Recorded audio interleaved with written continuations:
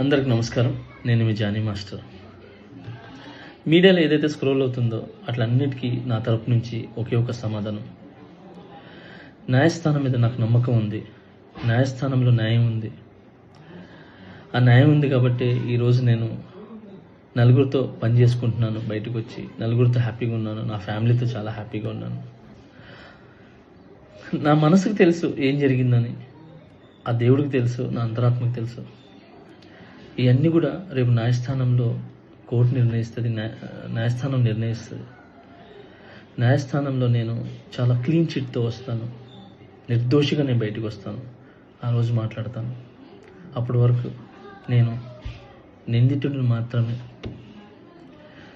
నేను ఓన్లీ నిందితుడిని మాత్రమే.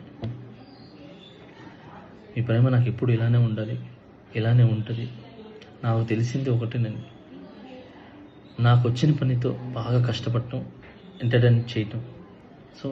నేను ఎప్పుడు నా పనితో, నాకు వచ్చే విద్యతో మిమ్మల్ని అలరించడానికి మీ ముందుంటాను. మిమ్మల్ని అలరించడానికి కష్టపడతాను.